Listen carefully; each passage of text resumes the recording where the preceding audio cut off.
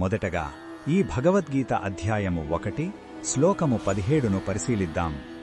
ముందు శ్లోకాలలో పాండవ సైన్యంలోని ముఖ్య యోధులను వర్ణించిన సంజయుడు ఇప్పుడు మరికొంతమంది మహారథుల గురించి ధృతరాష్ట్రునికి వివరిస్తున్నాడు. ఇది పాండవుల పక్షాన ఉన్న అపారమైన శక్తిని, నైతిక బలాన్ని సూచిస్తుంది.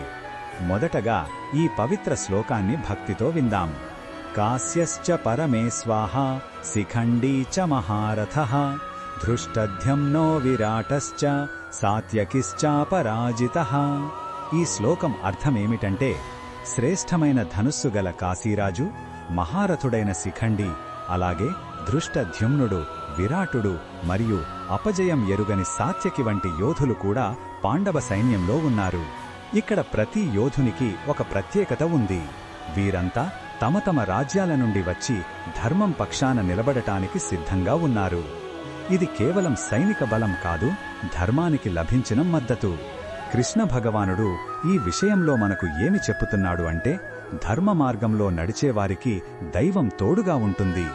పాండవుల పక్షాన చేరిన ఈ యోధులంతా భగవంతుని సంకల్పంలో భాగమే.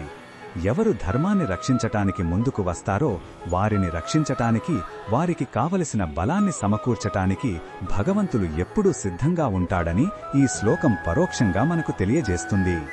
ఈ బోధనను మన దైనందిన జీవితంలో ఎలా ఉపయోగించుకోవచ్చు అంటే, మనం ఏదైనా మంచి పని లేదా ధర్మబద్ధమైన లక్ష్యం కోసం పనిచేస్తున్నప్పుడు ఒంటరిగా ఉన్నామని నిరాశ చెందకూడదు.